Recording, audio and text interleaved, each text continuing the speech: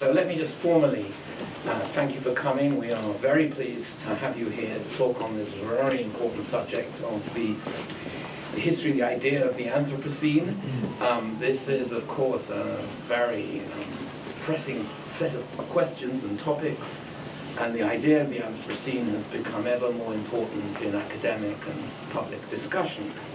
I should say that Catherine is a professor of philosophy in the Center of Research on Modern European Philosophy at Kingston University.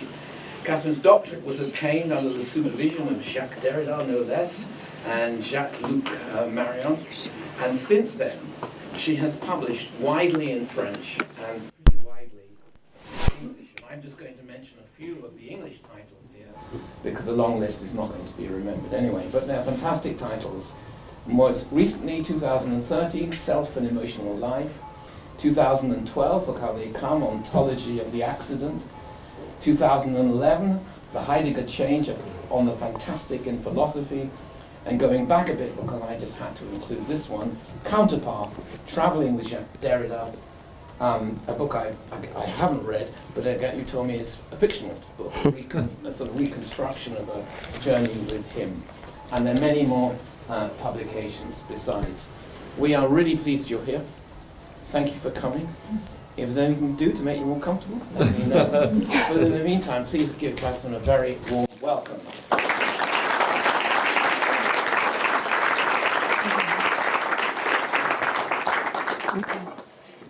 Thank you so much, David, for this introduction. Thank you so much for inviting me. Please do. Thank you, Patrick Knapp, for organizing all that. I've been in touch with Patrick for a year. I'm very pleased to be here as well. And I'll ask you for your patience. Anthropocene is a rather recent topic for me. So this is my first approach to it, really. So I will, instead of presenting anything like dogmatic, I will rather present it as a series of questions that I want to address you, and I hope we'll have an interesting debate. So let me start with a general definition of the Anthropocene so that we know what we're talking about. So the Anthropocene is a proposed epoch that begins when human activities started to have a significant global impact on Earth's ecosystems. The term, so it comes from anthropos, the Greek anthropos, and kerna, which means change. The term, which appears to have been used by Russian scientists as early as the 1960s to refer to the Quaternary, the most recent geological period, was coined with a different sense by ecologist Eugene Sturmer and has been widely popularized by atmospheric Nobel Prize chemist Paul Crutzen, who regards the influence of human behavior on the Earth's atmosphere in recent centuries as so significant as to constitute a new geological epoch for its lithosphere. As of now, the term has not been adopted formally as part of the official nomenclature of the geological field study. In 2008, a proposal was presented to the Stratigraphy Commission of the Geological Society of London to make the Anthropocene a formal unit of geological epoch divisions. Steps are being taken from various geological societies to determine whether the Anthropocene will be formally accepted into the geological time scale. And we are waiting for the answer that should arrive next April. So in a few months, we'll be able to know whether we are officially in the Anthropocene or not. This basic and general definition already confronts us with my problem tonight, which is essentially to determine what concept of history is required to determine whether the Anthropocene properly belongs to history, at least what we've called history until now, history's jurisdiction. As it appears, and such is the difficulty, the Anthropocene is both simultaneously a historical moment and a natural geological era. And these two concepts have always been, if not incompatible, at least epistemologically and ontologically heterogeneous. This in-between hybrid status of the Anthropocene is first of all rendered manifest because of the chronological uncertainty of its emergence. What is the start date of the Anthropocene? Based on atmospheric evidence, some scientists consider that it begins with Industrial Revolution, that is the 18th century. And this is Crudzen's opinion. But other scientists link this term to earlier events, such as the rise and development of agriculture and the Neolithic Revolution, that is 2,000 years before the present. Some other even propose considering it closely synchronous with the current era in which we still live. We still live in the Holocene, that is an era that started 10,000 years ago.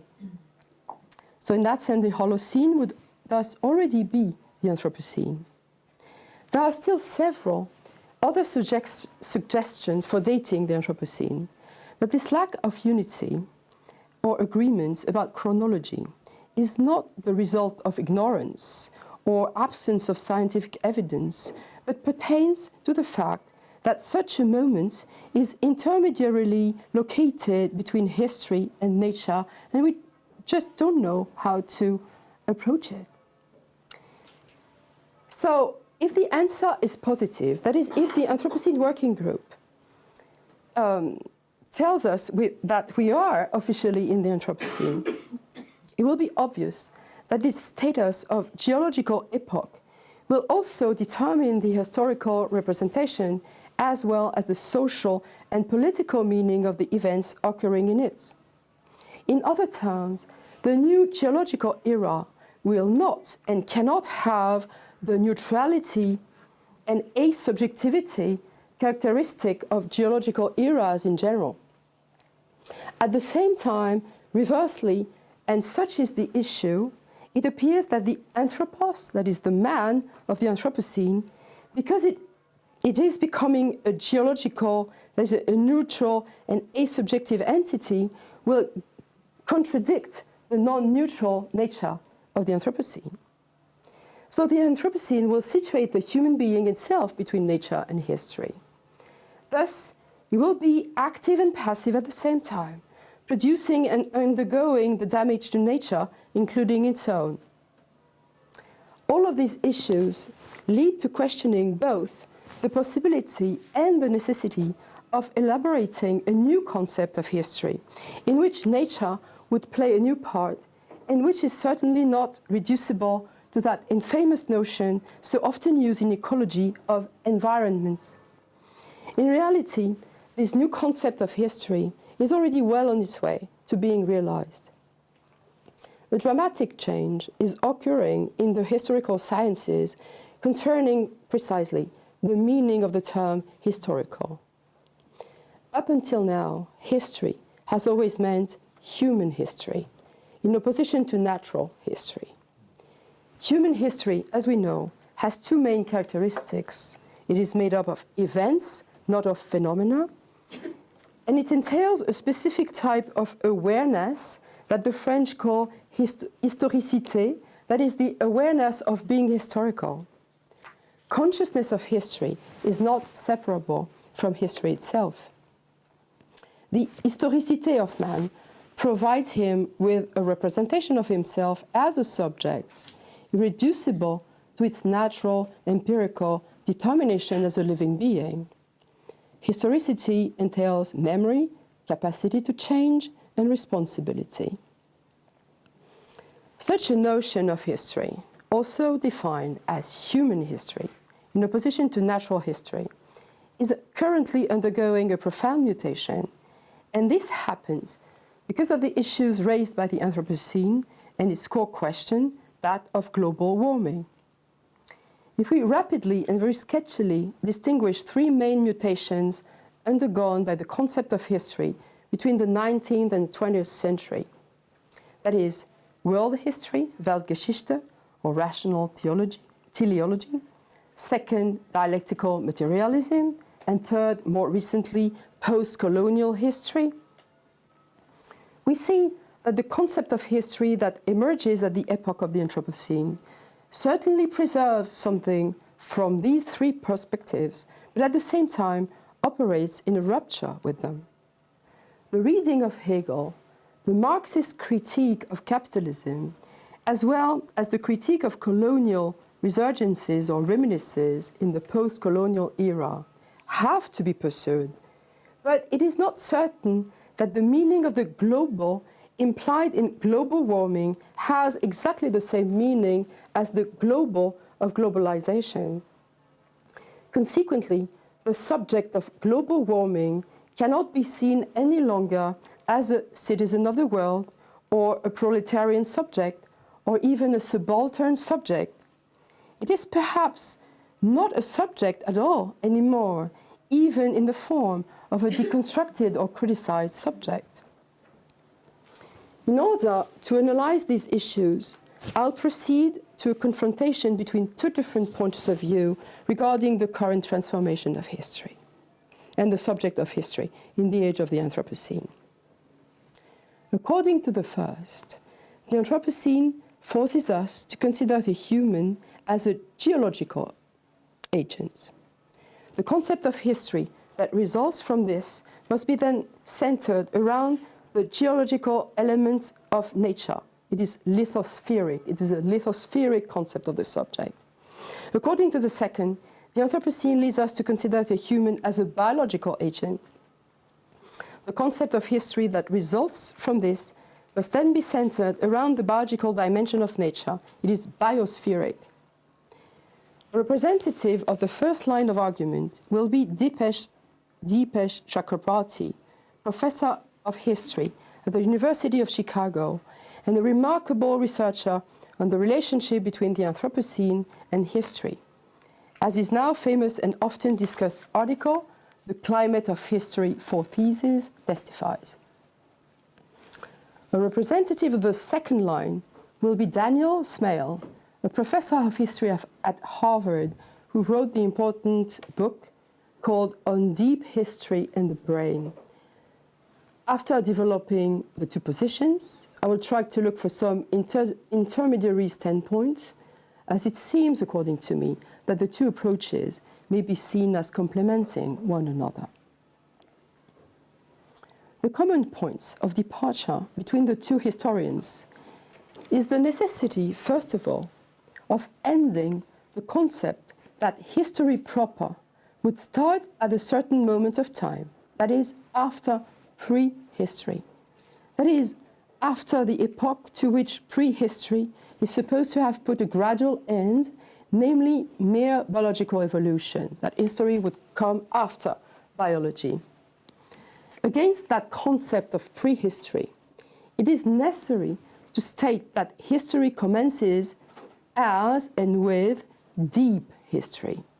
What is deep history? Let's use the definition proposed by Edward Wilson in his book In Search of Nature.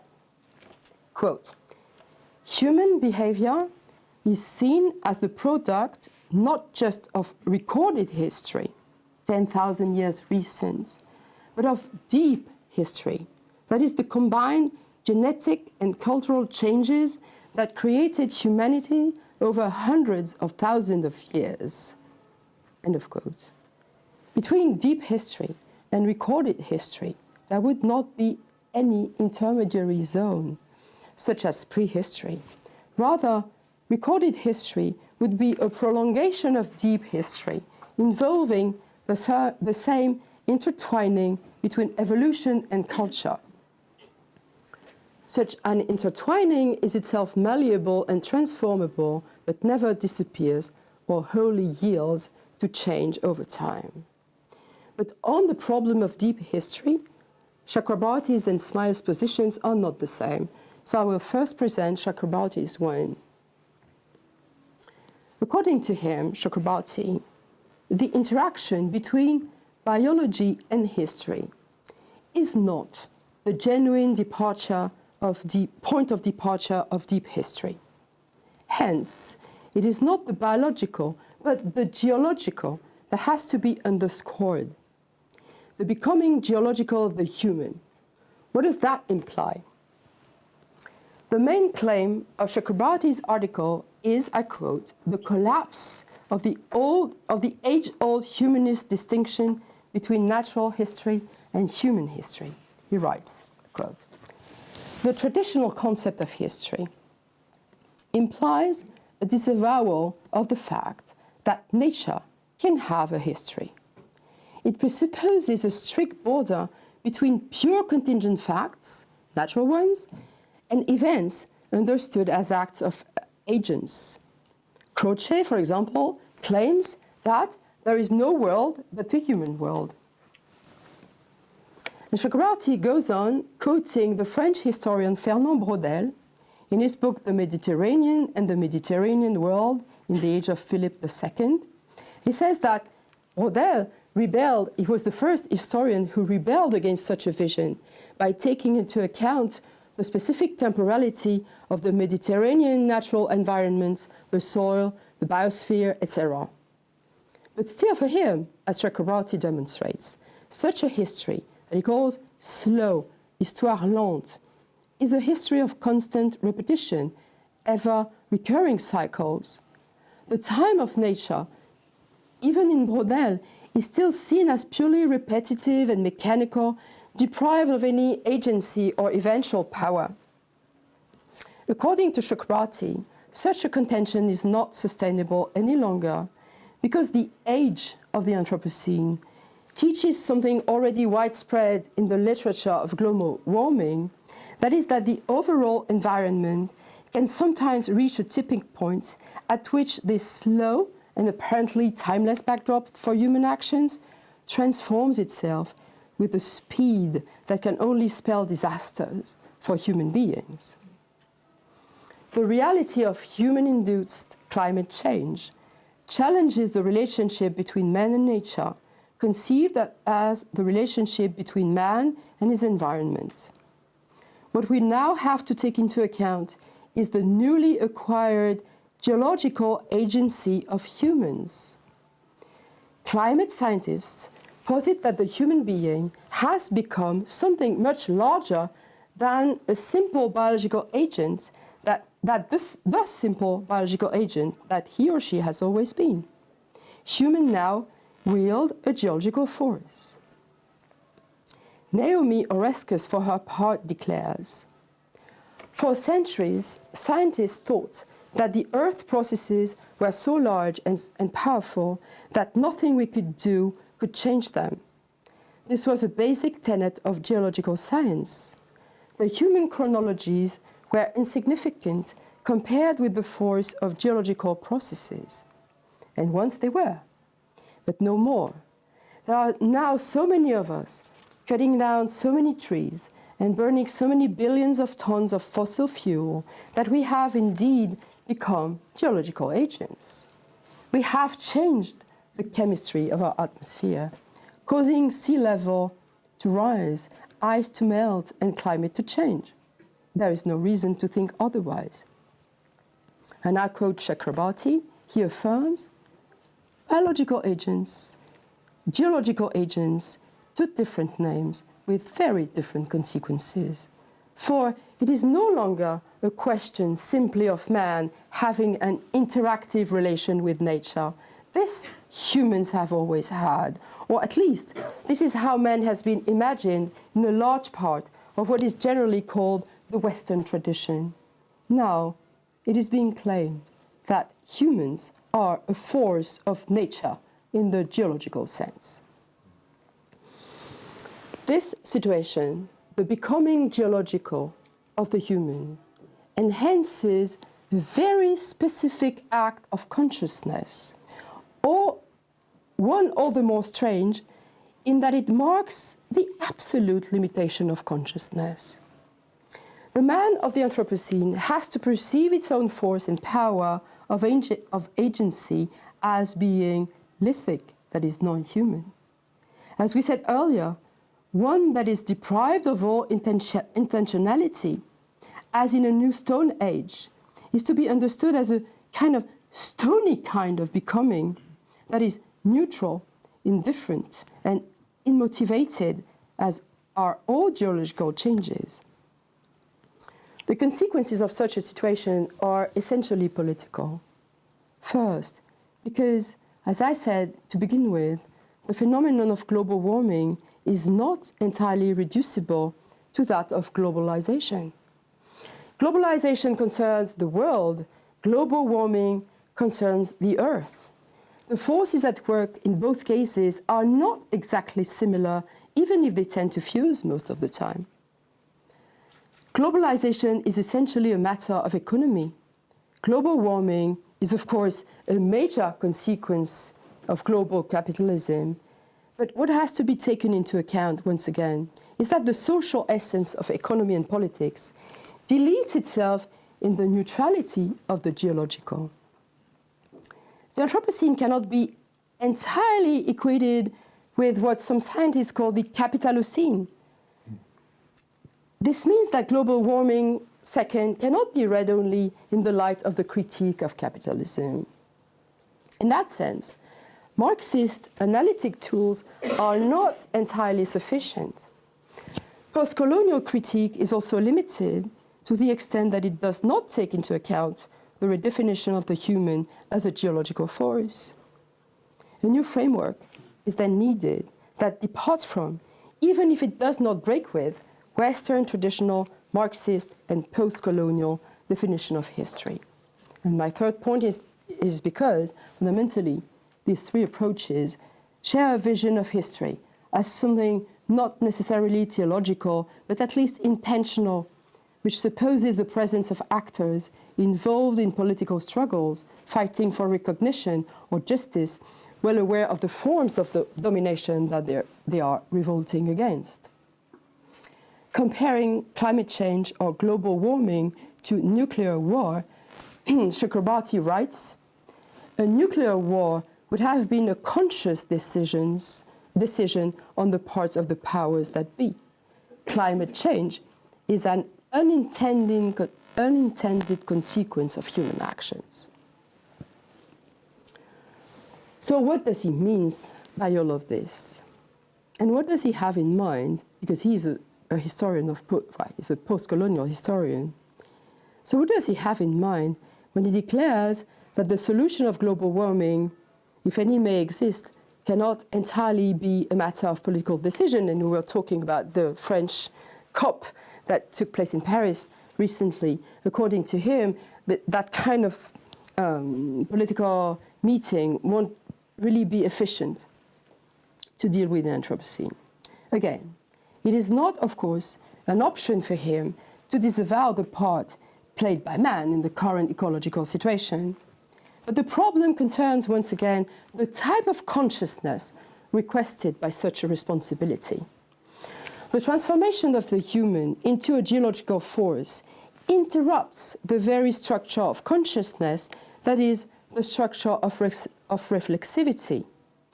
Human subjectivity, as geologized, so to speak, is broken in two, revealing the split between an agent endowed with free will and the capacity to self-reflect, and a neutral, inorganic power which interrupts and contradicts even the energy of the former.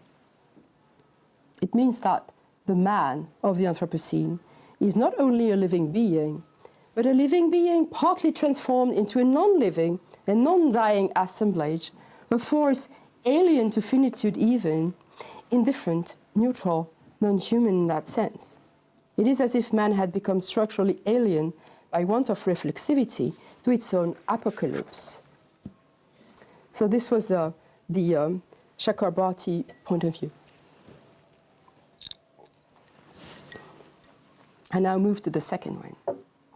And this is my transition, because at some point of his analysis, Chakrabarty mentions Smile's work and argues that Daniel Smale misses the geological dimension of the human. Chakrabarty notes, quote, Smale's book pursues possible connections between biology and culture, between the history of the human brain and cultural history in particular, while being always sensitive to the limits of biological reasoning.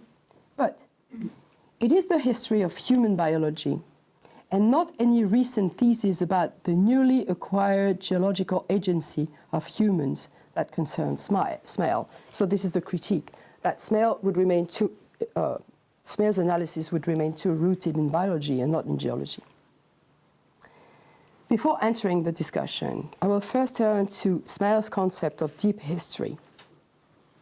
For him, it is the result of a deconstruction of the traditional concept of prehistory. According to the traditional view, history starts with the rise of civilization and departs from a buffer zone between biological evolution and history proper, this buffer zone being precisely that of prehistory.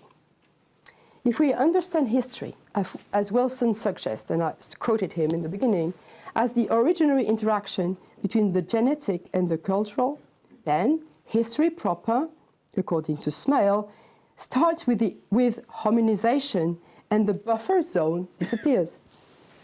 Such a view also challenges the classical view of the subject of history as the conscious and self-conscious, civilized individual able to record and respond.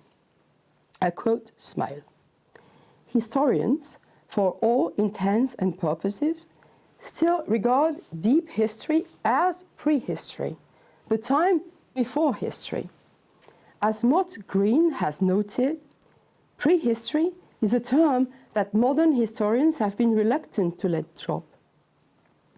To abandon prehistory, he says, would be to postulate a continuity between the biological descent of hominids and the ascent of civilization of the abstract mankind of humanistic historical writing.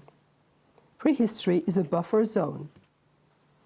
A deep history of humankind is any history that straddles this buffer zone, bundling the Paleolithic and the Neolithic together with the post-Lithic, that is, with everything that has happened since the emergence of metal technology, writing, and cities some 5,500 years ago. The result is a seamless narrative that acknowledges the full chronology of the human past, although the themes of a deep history can coalesce around any number of narrative threads. The one I propose in this book centers on biology, brain, and behavior. So I'm sorry, it was a long quote, but it was helpful to understand what Smales means by deep history. It is, if Smales roots his analysis in the biological and not the geological, it's because for him, it is impossible to measure the historical value of deep past or deep history without taking into account the structure of the brain. So the book is called Of Deep History in the Brain. Smale's insistence on the brain, as I will argue against Chakrabarty, does not imply any anthropocentrism or biocentrism. First, because the brain in question here is not only the human one. Second, because Smale elaborates an interesting notion of natural archive, that is non-human archive. An archive, Smale says, can be a natural thing. Let's stop considering that an archive has necessarily to be a trace, that is, a written trace, a human archive. An archive is not necessarily an artifact or a trace of life. I quote him again: "The great historical disciplines, including geology, evolutionary biology, ethology, archaeology, historical linguistics, and cosmology, all rely on evidence that has been extracted from things, lumps of rock, fossils, mitochondrial DNA, isotopes, behavioral patterns, potsherds, phonemes. All these things encode information about the past." End of quote. So we also find here the assumption that deep history outgrows the structure of consciousness. There can exist non-intentional archives. I quote again: "The vast majority of traces, after all, are accidental preservations. They convey historical meaning, but they do so without purpose or intent, end of quote. And here is the major affirmation that also challenges the structure of reflexivity. Smear says, history would be then something that happens to people rather than something that people make.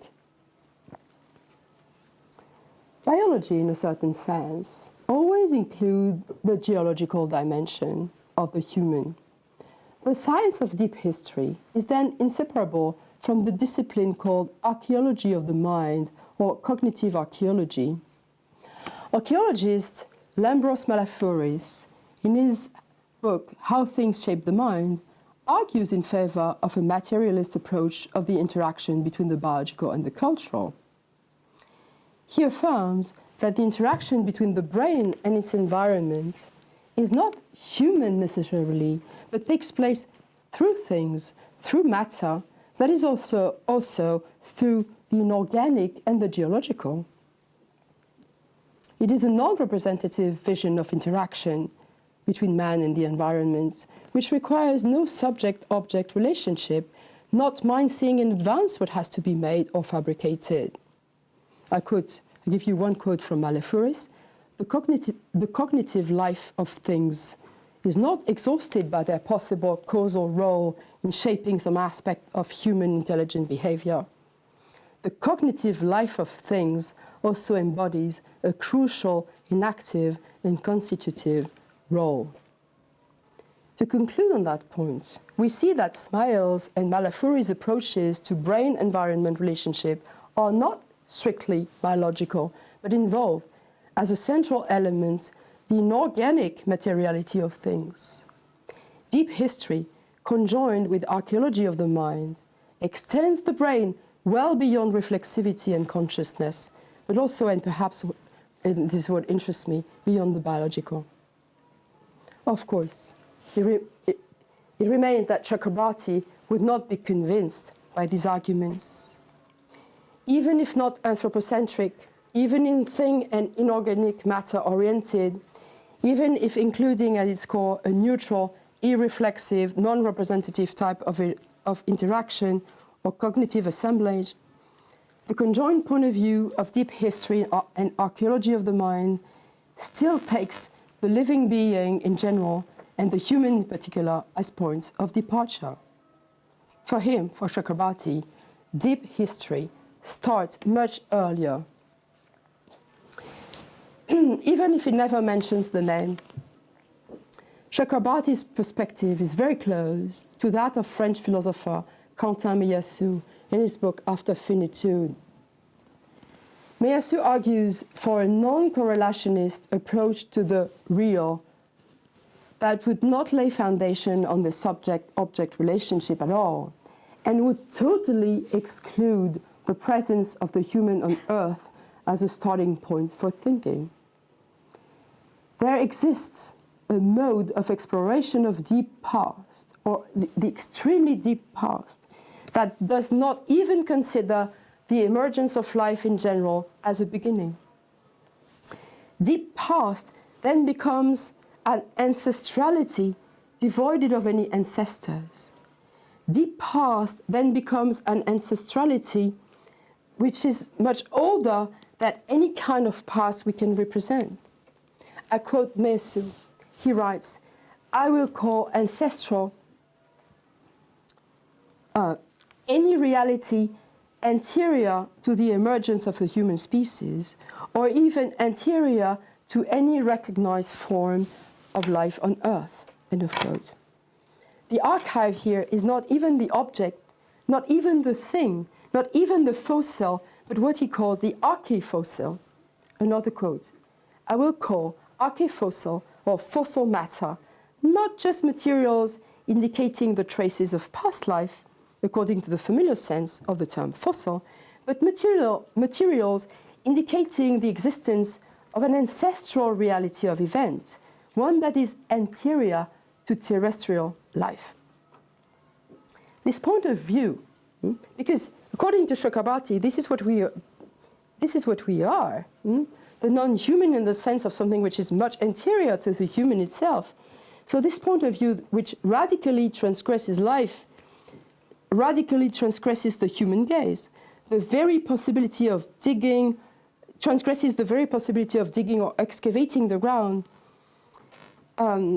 outgrows the very possibility of witness. The world, Meillassoux talks about, is the earth as being totally indifferent to our existence, anterior to any form of human presence. Again, these affirmations resonate with Chakrabarty's, who claims that the notion of geological agent forever, and this is the problem, remains outside our experience. I quote him again. How does a social historian go about writing a human history of an uninhabited and uninhabitable vast expanse of snow and ice? A decorrelated subject cannot access itself. That implies a very specific split, deprived of any phenomenology, a deserted psyche. I quote Chakrabarty again, we cannot ever experience ourselves as a geophysical force. Who is we? He asks again. We human never experience ourselves as a species. We can only intellectually comprehend or infer the existence of the human species, but never experience it as such. There could be no phenomenology of us as a species. So you see what the problem is, that the Anthropocene supposes that we have become a geological agent, but this very notion is outside any access, any phenomenology, any experience, because if we are stone and very old ones, then how can we produce any consciousness of that? So to come back, and the last part of my talk is coming back to smells and expressing one of my perplexity regarding Chakrabarty's analysis. I have trouble understanding why becoming a geological form would have to remain deprived of any phenomenality. When I speak of indifference and neutrality, Chakrabarty affirms, I quote, I do not mean these as mental or experienced states. My question is, why not? Why would it be impossible to experience mentally and psychically the indifference and neutrality that have become parts of our nature?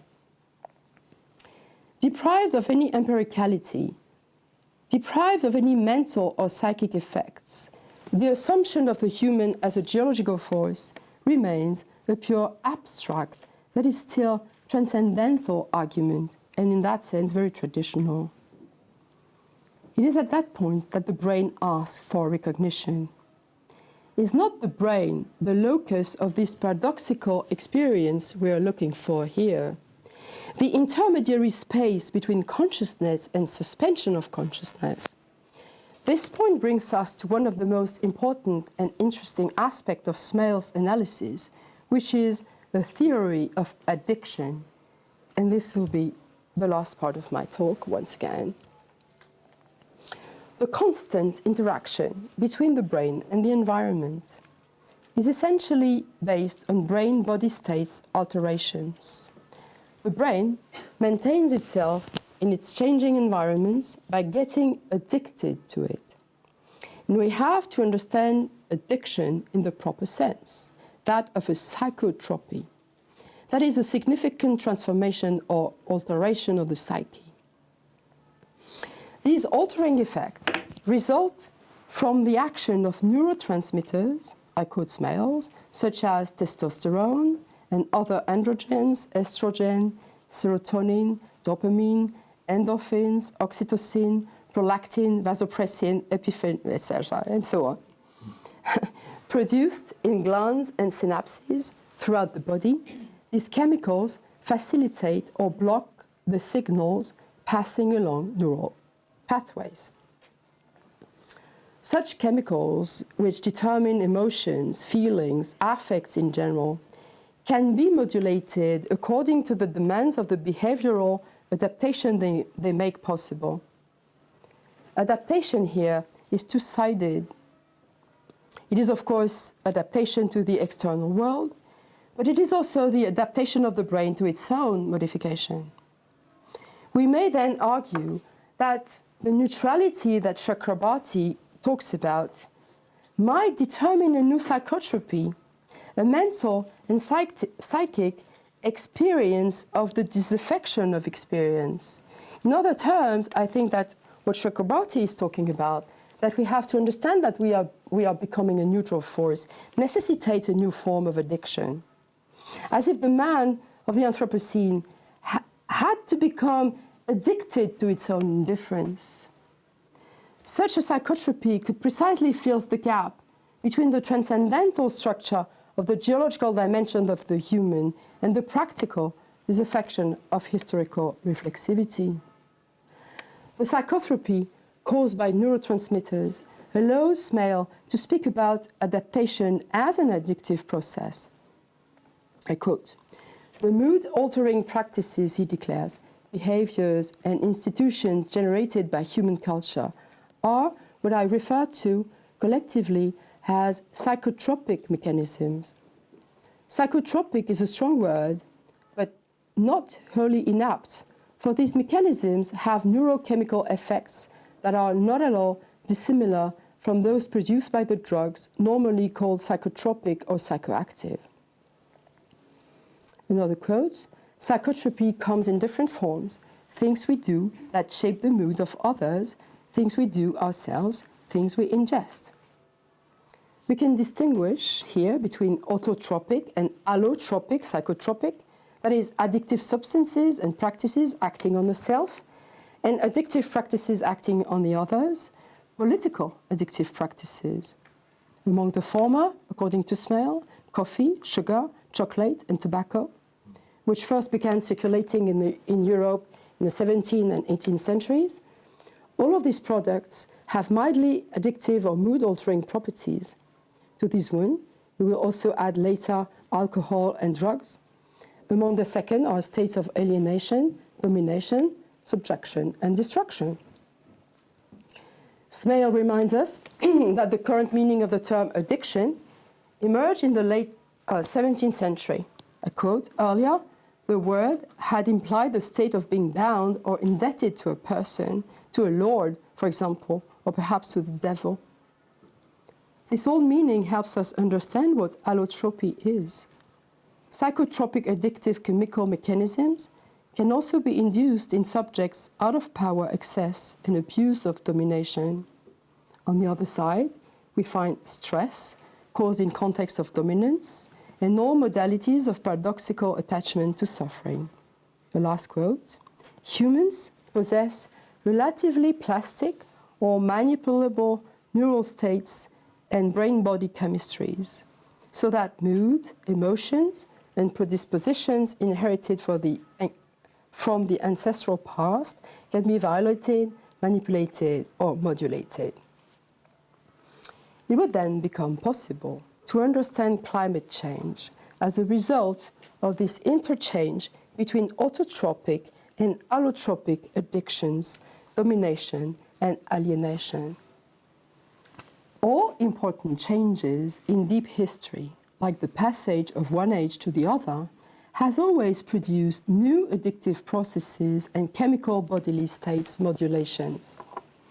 A neurohistorical model offers an equally grand explanatory paradigm, proposing that some of the direction we detect in recent history has been created by ongoing experiments with new psychotropic mechanisms that themselves evolved against the evolutionary backdrop of human neurophysiology. For example, the Neolithic revolution between the 10,000 and 5,000 years ago transformed human ecology and led to fundamental and irreversible changes in demographics, politics, societies, and economies. In this changing ecology, new mechanisms for modulating body states emerged through processes of undirected cultural evolution. From this, we get that the indifference and neutrality Chakrabarty talks about are perhaps themselves again the result of a new modality of consciousness alteration, the result of new addictive processes. There cannot be any neutral, that is, in our context, non-addicted approaches to neutrality. Interrupted consciousness, decorrelation are also mental phenomena, that is, addicted or addictive phenomena. The motive of a narcolepsy of consciousness as both cause and effect of the technological destruction of nature has been interestingly and importantly already suggested by Marshall McLuhan, and I reread him with great pleasure recently, because I think he's at the heart of the matter and that he should be reread. Technological development coincides for McLuhan with an extension of nervous system to the very limits of the world. I quote, "After 3,000 years of explosion, by means of fragmentary and mechanical technologies, the Western world is imploding. During the mechanical ages, we had extended our bodies in space. Today, after more than a century of electric technology, we have extended our central nervous system itself in a global embrace, abolishing both space and time as far as our planet is concerned." According to him, the extension of the nervous system to the world has a double contradictory effect. It acts as a painkiller, a counter-irritant, he says, to the extent that it suppresses all authority. And at the same time, for the same reason, it has a destructive power. Such is the structure, he says, of our narcotic culture. Every technological device is a prolongation of our brain, an organism. We cut parts of ourselves to project them into the world, and this process of what he calls auto-amputation both increases and lowers anxiety, thus putting at work an economy of pleasure defined as numbness or indifference.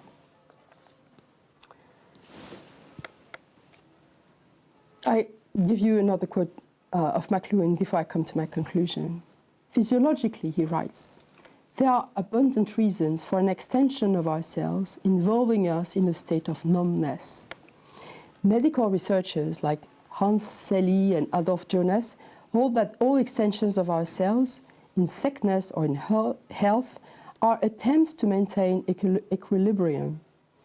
Any extension of ourselves they regard as auto-amputation, and they find that the auto-amputative power or strategy is resorted to by the body when the perceptual power cannot locate or avoid the cause of irritation.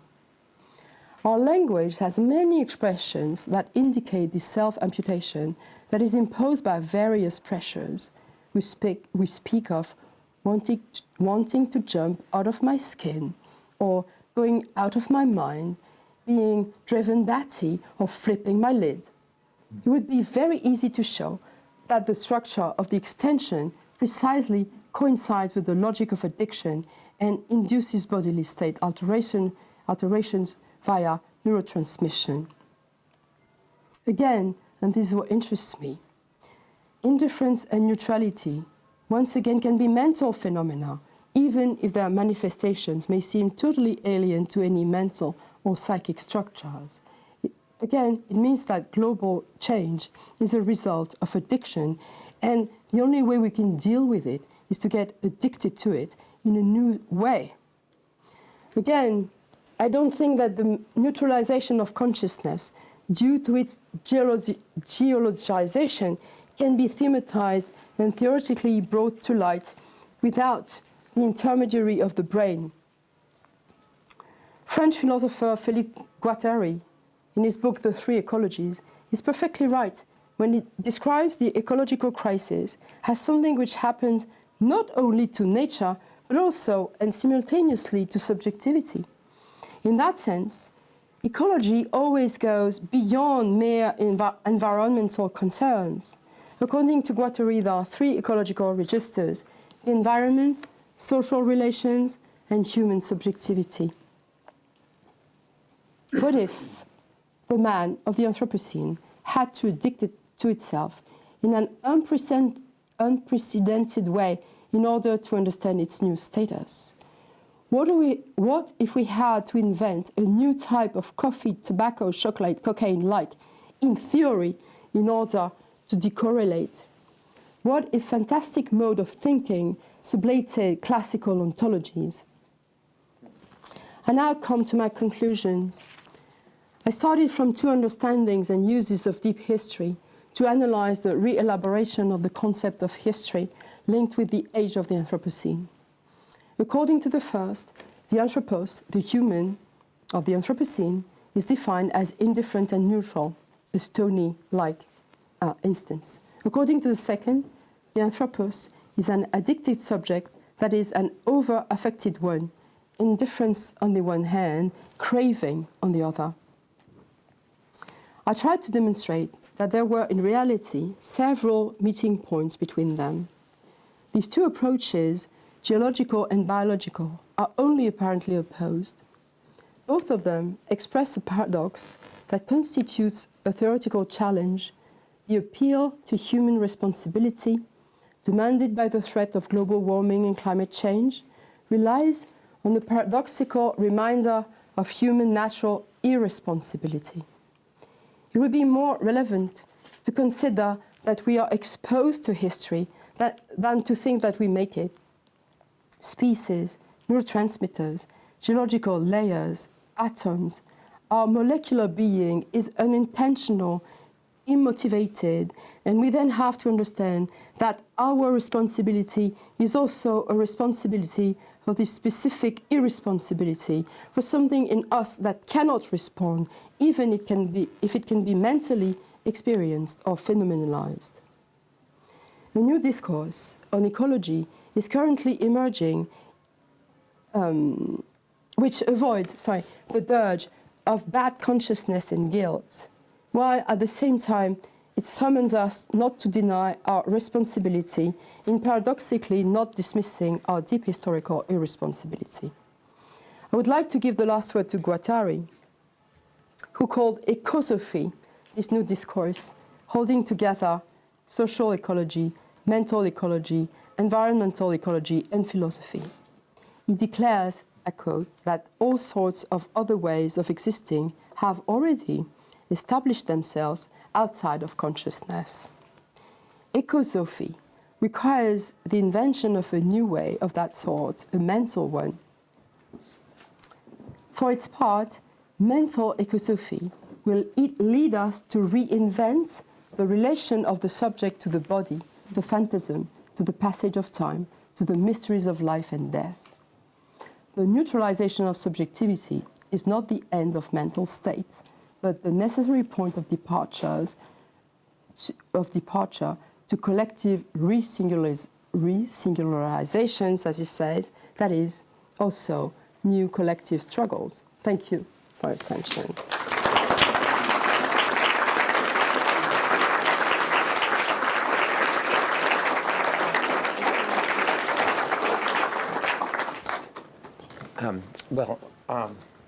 I'm trying to think what I would say after that. And I have to say, it's difficult. I mean, first of all, it was beautifully delivered. Thank you. But your voice is somehow seductive too, because my voice is a bit. Yes, nonetheless, really, you deliver this incredible complexity and very rich set of arguments. Thank you. Which I think are, a huge moment and seriousness for all of us here to consider. So, you were worried before whether this would be a kind of competitive audience. It's too late to be competitive at night now, anyway. But you'll find a lot of, I hope, gentle questions to tease out some of the claims you're making and some of the propositions. So if you want to ask a question, just say perhaps who you are and what you do, and then sure, questions. You're happy should we just do one at a time? 2 at a time? 3 at a time? One at a time, if it's possible. Yeah, my name's David Harper. I'm Professor of Paleontology here, but I'm also a member of the International Commission of Stratigraphy, and I'm chair-elect of that body. So we do have a great interest in this whole concept I just make a few points from a geological standpoint. We do have a rock record going back 4.6 billion years. Life on this planet appeared 3.8 billion years. And throughout geological time, we obviously have a multitude of different intervals defined in a very specific way. When we come to look at the Anthropocene, we're dealing with a very, very thin cap to our history on this planet. And what we're most concerned is, how do you actually define it?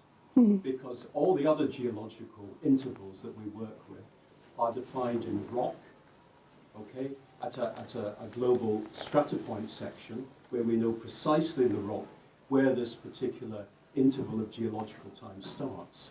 And we also use a number of criteria to correlate this globally. So if we're going to treat the Anthropocene the same as other intervals of geological time, it's got to pass a number of criteria, and we have to move forward in that direction. A statement or a question? But what do you think? Do you think they will answer positively? What will the answer be, according to you? According to me, I think you've got to set up a proper working group. And as far as the International Commission is aware, we haven't seen any reports from this working group at the moment. But I know Jan Zalazevich very well, I know Mark Williams very well, geological players in this, and they've been extremely reluctant to get involved in the definition of the base of the Anthropocene. And I think they should, otherwise the argument is not going to move forward. I just wondered if you had any feelings on what would be the best marker horizon to I think anyway there'll be obviously a divorce between the scientific, whether it is the answer is positive or not. There'll be a divorce between the scientific definition and, let's say, the ideological one. I think that people will go on talking about the Anthropocene even if it is not scientifically accepted as a label or I think the term has passed is now into use. I mean, so I don't know. I'm checking the internet every day. I want to know the answer of this group. So does Dave. So do you want to know the answer? You're waiting for the answer too. Everyone is waiting for the answer. Yes. Hans, yes. A brief response to Just that. say who you are, so the audience So, knows. Gerald Moore from the School of Modern Languages and Cultures. A brief note, I really worry what would happen if we didn't now get to the point where the Anthropocene was scientifically accepted. It's hard to think it wouldn't be such a sop to the denialists that it wouldn't be worth the effort politically, whatever the stakes scientifically. But I wanted to come back to Catherine on this really fascinating question of the relationship between adaptation and addiction. And I want to use that relationship, which I'll elaborate on in a moment, to ask if we've really got to the point where adaptation is showing itself to have reached its limit in terms of the explanatory framework that it provides. We know that where debates about adaptation to climate change are concerned, this is really scraping the barrel of desperate last resorts. But we can map that onto to the claims that get made and have been made, for example, in biology by Richard Lewontin since the 1980s, that adaptation is really, once again, only a movement of last resort. Species adapt only when they are denied their ability to participate in the construction of their own environments. It's only when you start destroying habitats that biological capacity for adaptation really starts to come to the fore.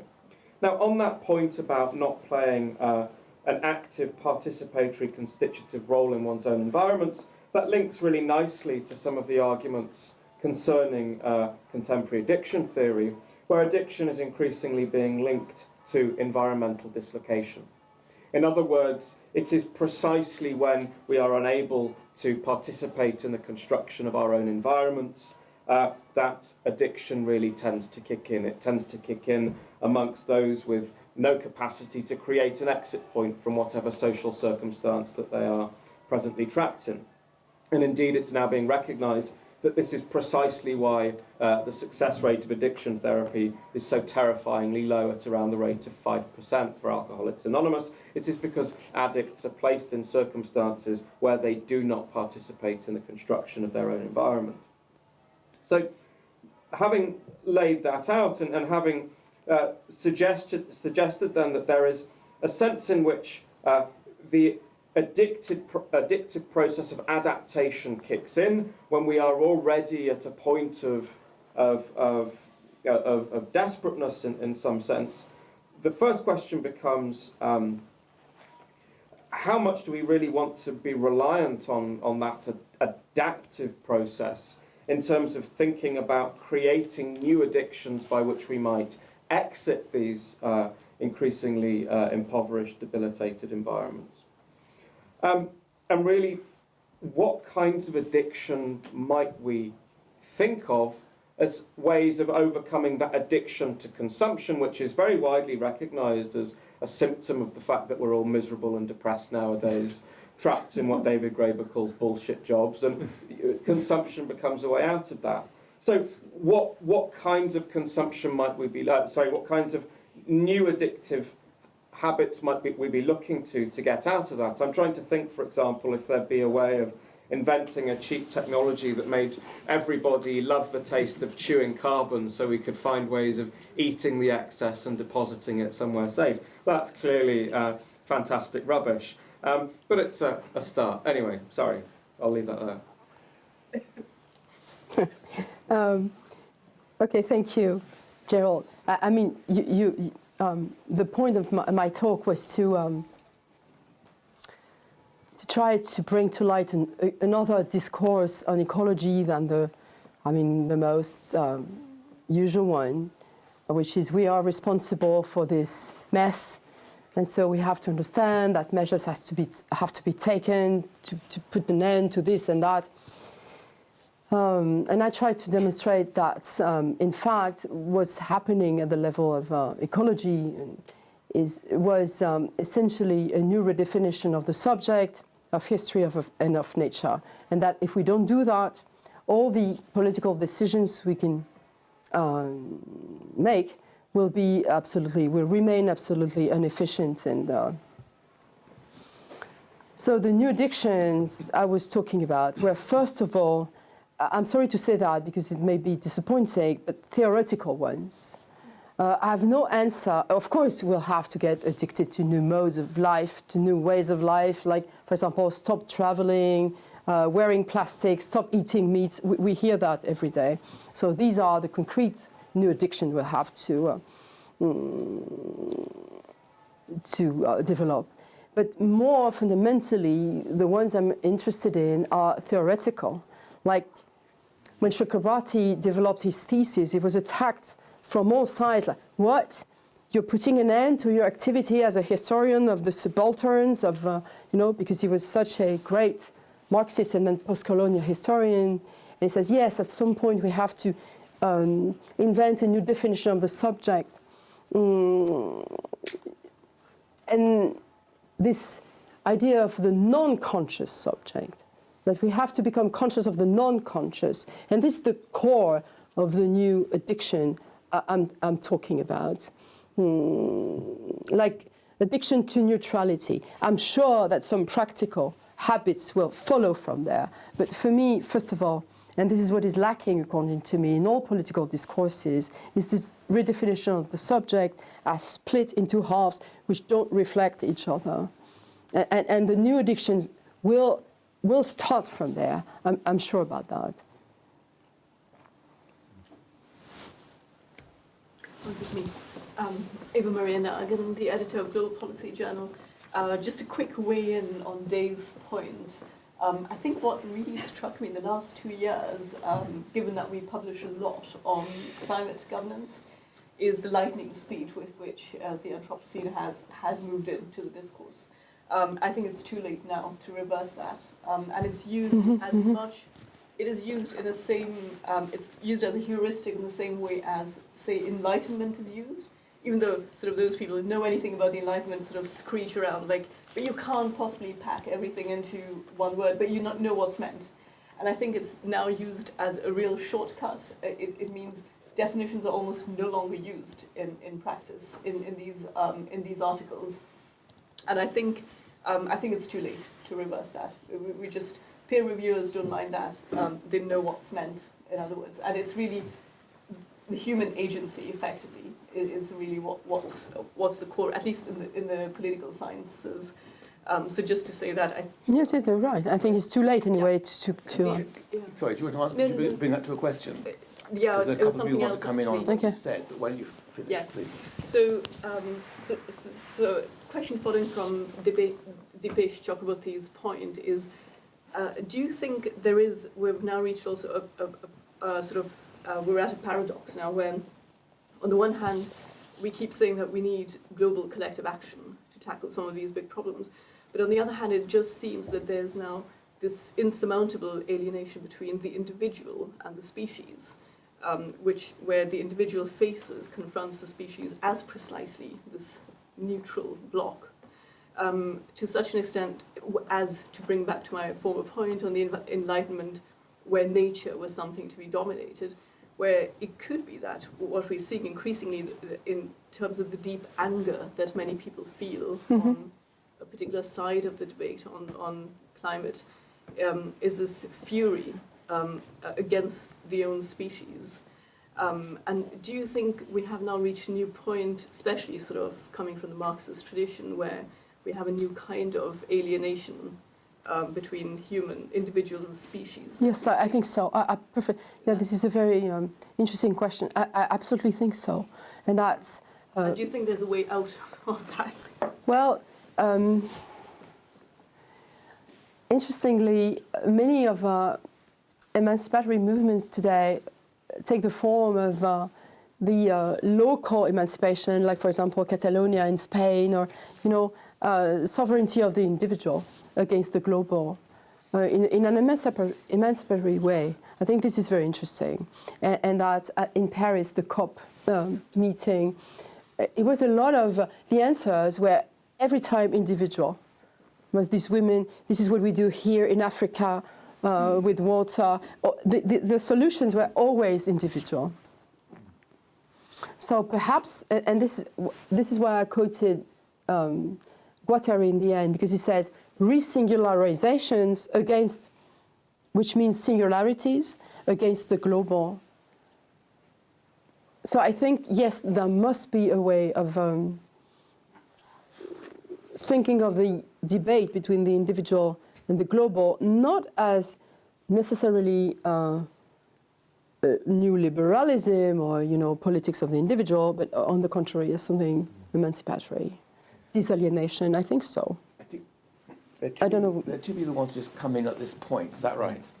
I just wanted Yes. to answer a couple of things, because we're branded as being in denial, and we also that we don't recognise that there has been a dramatic change in the climate. That's absolutely untrue on both counts.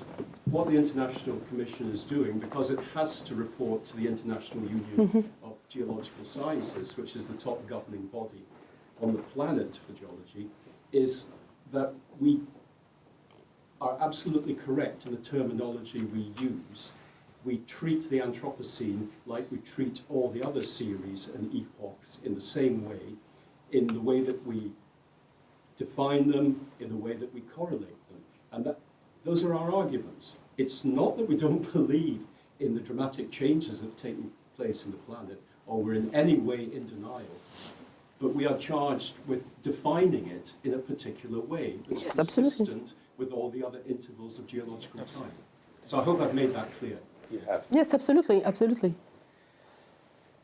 Mine, I suspect this will either be tediously vague or tediously simple. Sorry, Oliver Burnham, Department of Chemistry.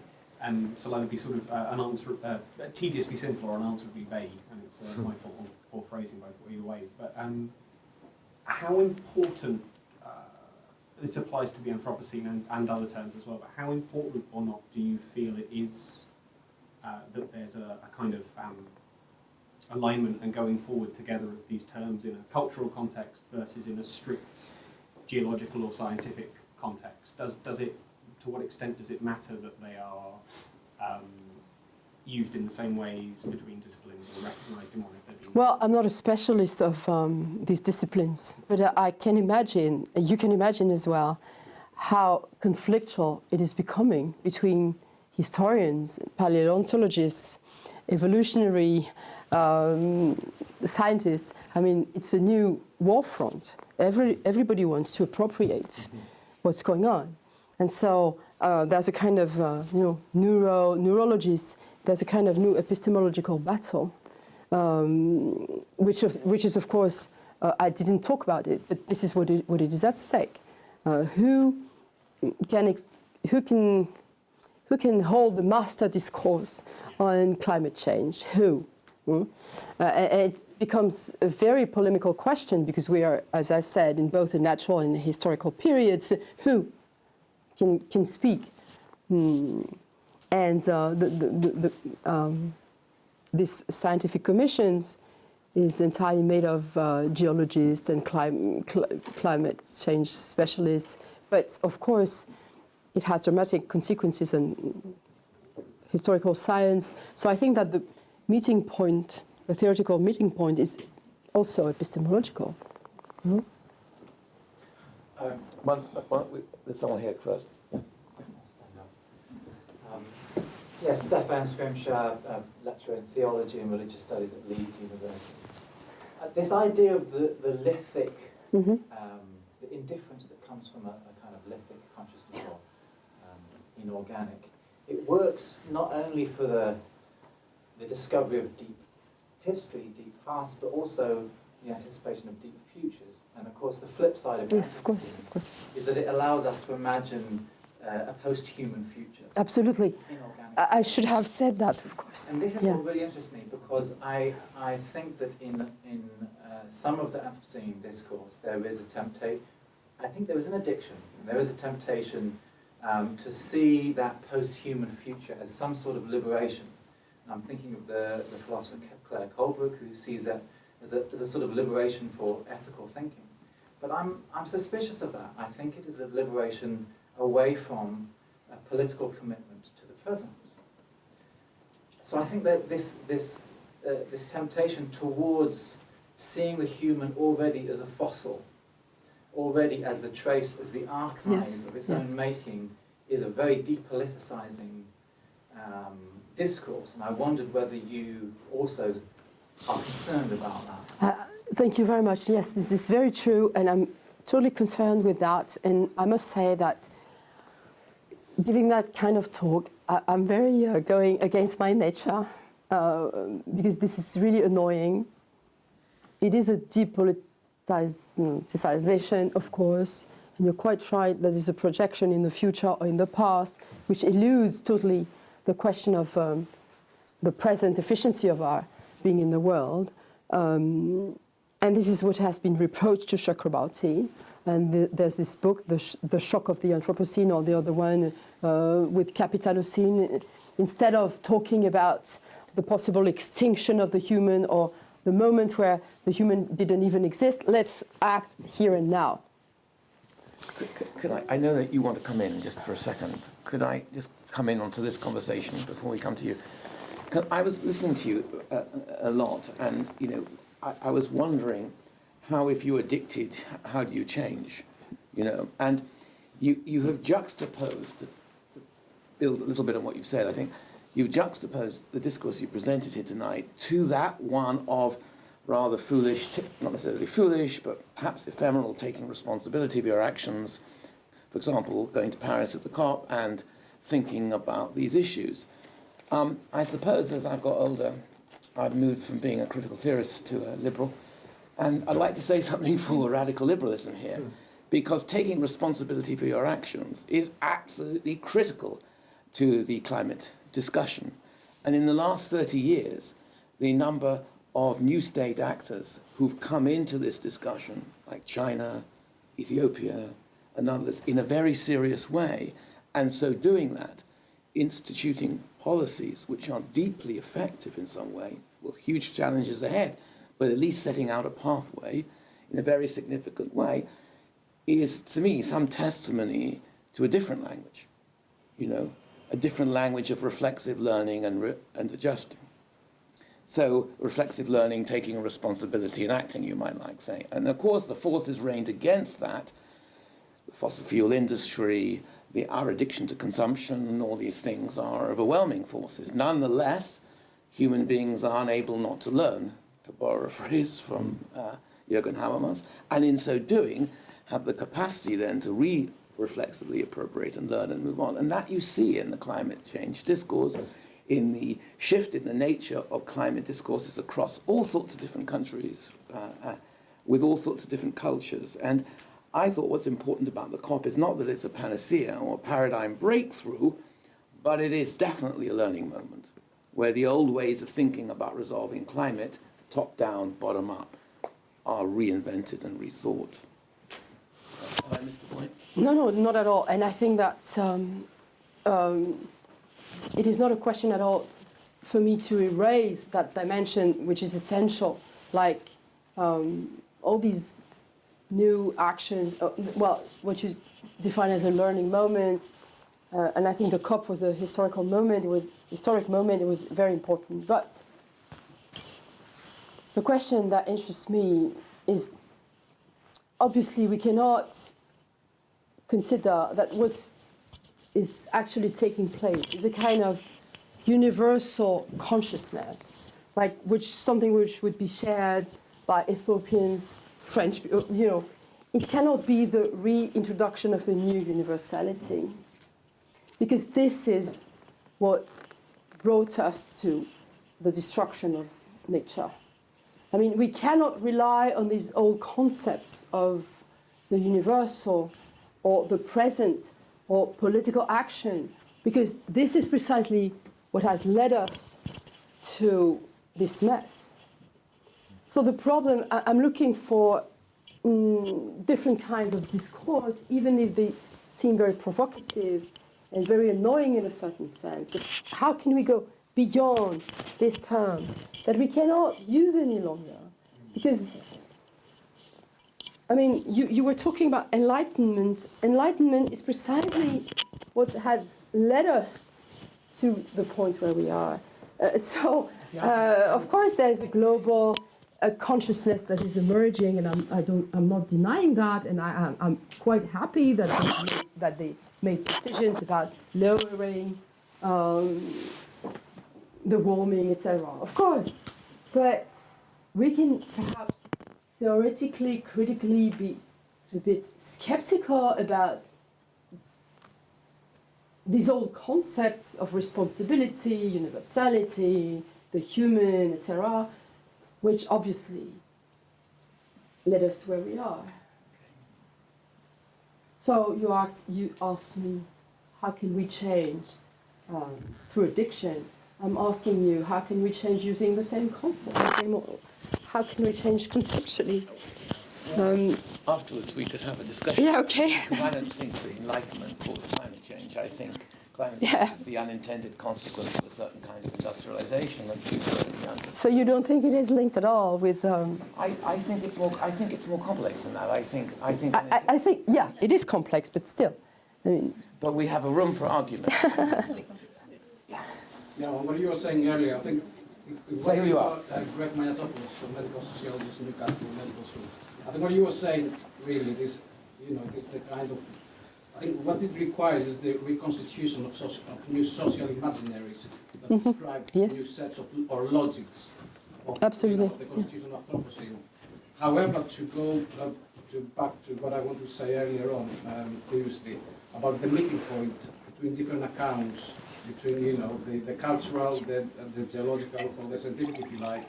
Some of your kind of thoughts reminded me of Bruno Latour's kind of work of Never Been Modern and the demarcation between culture and nature, that it always exists and is being performed because that's how we really understand them ourselves, and that's how different kind of disciplines become performed in their own settings. And I was wondering, is ever going to be a meeting point?